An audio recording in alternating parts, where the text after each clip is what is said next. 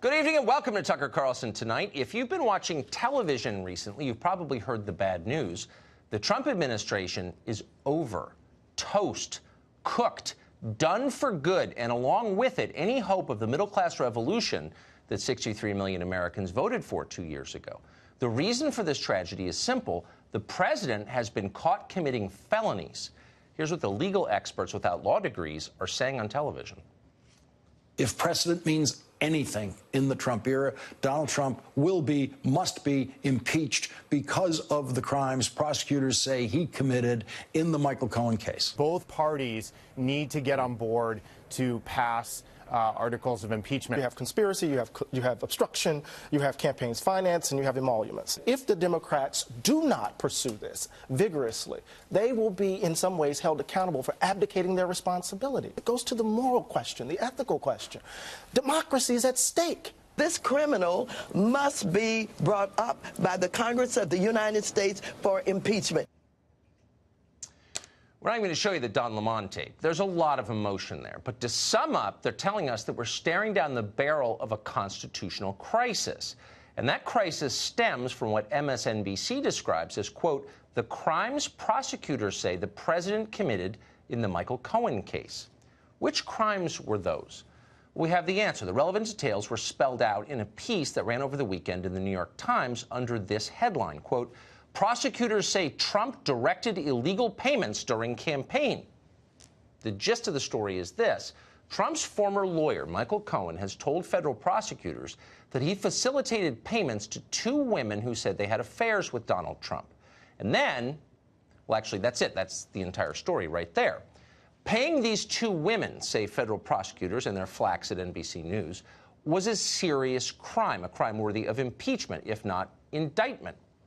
Okay, but you might be wondering, how exactly is that criminal? Well, we're going to explain it to you. We're going to start by stipulating that everything Michael Cohen has told the feds is absolutely true. Now, assuming honesty isn't usually a wise idea with Michael Cohen, but for the sake of argument, let's do it in this case. Everything he says is true. Why is what Cohen is alleging a criminal offense? Remember the facts of the story. These are undisputed. Two women approached Donald Trump and threatened to ruin his career and humiliate his family if he doesn't give them money. Now, that sounds like a classic case of extortion. Yet, for whatever reason, Trump caves to it, and he directs Michael Cohen to pay the ransom. Now, more than 2 years later, Trump is a felon for doing this. It doesn't seem to make any sense. Oh, but you're not a federal prosecutor on a political mission. If you were a federal prosecutor on a political mission, you would construe those extortion payments as campaign contributions. You do this even though the money in question did not come from or go to Donald Trump's presidential campaign.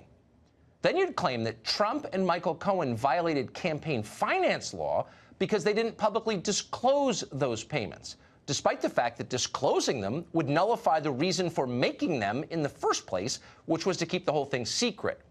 That is the argument you would make, both in federal court and through your proxies on cable television. It is insultingly stupid. But because everyone in power hates the target of your investigation, nobody would question you. And that's what's happening right now.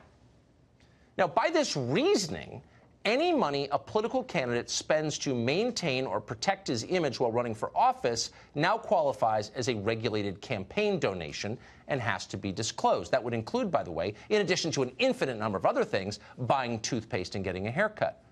It would definitely include the taxpayer finance slush fund that Congress has set aside to pay off its own sexual harassment claims. Yes, those now qualify as campaign contributions. They must be publicly disclosed. Except, of course, they're not publicly disclosed, and they never will be. Why is that? Well, that might be a question for congressional leaders, including, now that we think about it, Congressman Adam Schiff of Burbank, California. He's the incoming chairman of the House Intelligence Committee, a very powerful man in the Congress. What does Mr. Schiff have to say about Congress not disclosing the very same payments that Democrats say Trump should be impeached for not disclosing? Let's ask him. There's a very real prospect that on the day Donald Trump leaves office, the Justice Department may indict him, that he may be the first president in quite some time to face the real prospect of jail time. Trump knows that he's facing some pretty strong criminal liability when he leaves office, one way or another.